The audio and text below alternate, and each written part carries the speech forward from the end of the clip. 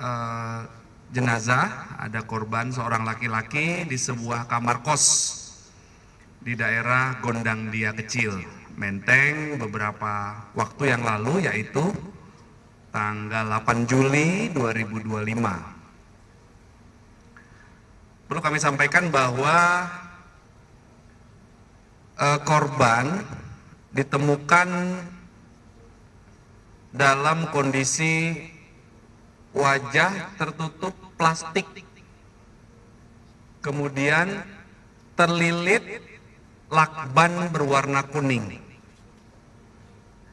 di tempat tidurnya, kemudian tertutup selimut.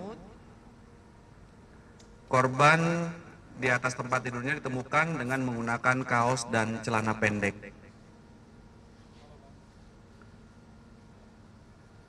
Korban ditemukan di kamar kosnya nomor 105 berdasarkan keterangan saksi, hasil olah TKP, mendatangi TKP berkali-kali. Proses mendatangi TKP ini juga sudah dilakukan asistensi, TKP juga sudah didatangi bersama-sama dengan Kompolnas, dengan Komnas HAM. Itu kondisi kamar 105 ini dalam keadaan terkunci dari dalam.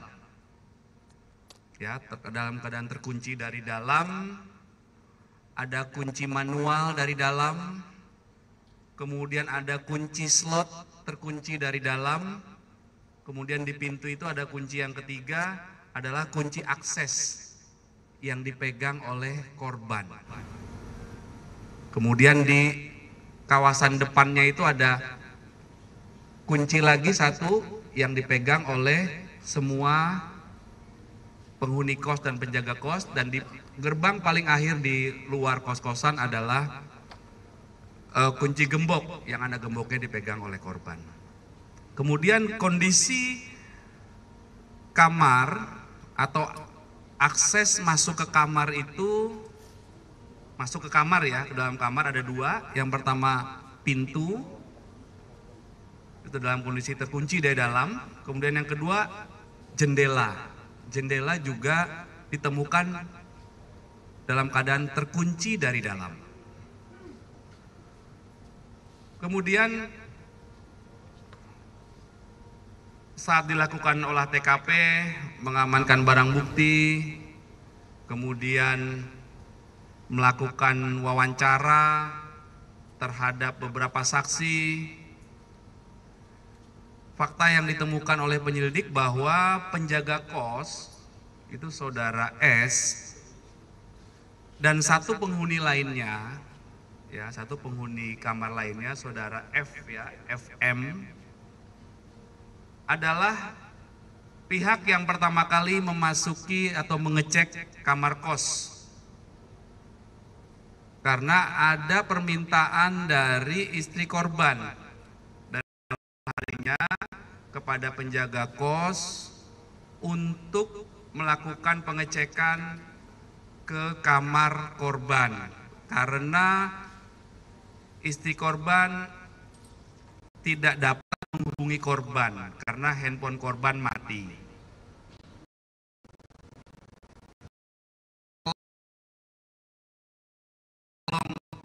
Oleh istri korban, penjaga kos melaporkan kepada pemilik kos untuk membuka pintu, dan penjaga kos mengajak salah satu penghuni kos lainnya, saudara FM, saksi FM, untuk membuka atau mengecek kondisi kamar kos 105 dengan,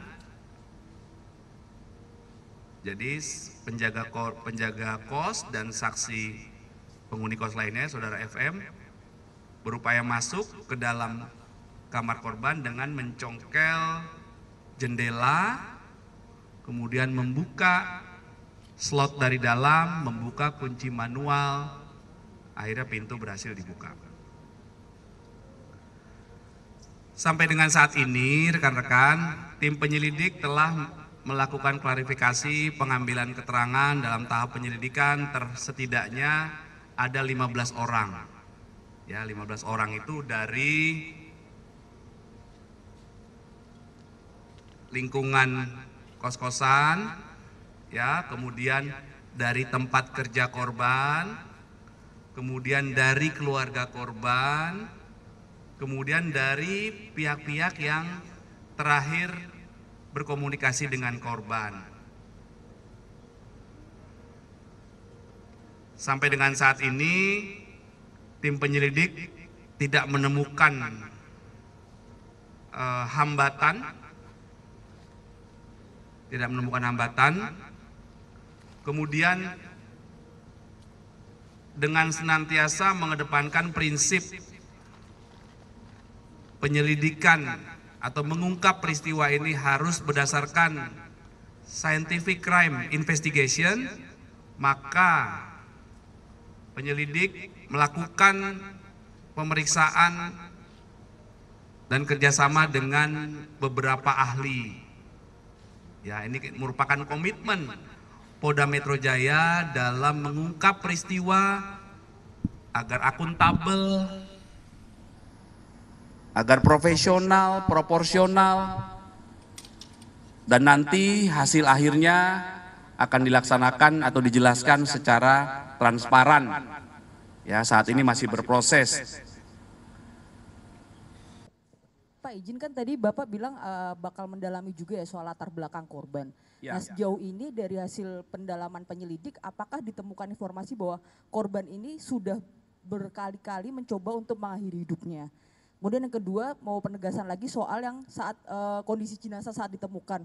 Itu berarti di muka itu posisinya plastik dulu, baru kemudian dililit sama lakban gitu ya Pak? Ya, jadi proses pemeriksaan oleh tim Apsifor, psikologi forensik masih berlangsung. Untuk menggali latar belakang korban masih berlangsung ya, nanti hasilnya akan kami sampaikan. Nanti hasilnya akan kami sampaikan karena masih berlangsung. Kemudian yang kedua, kondisi korban itu plastik, kemudian baru lakban kuning ya. Iya.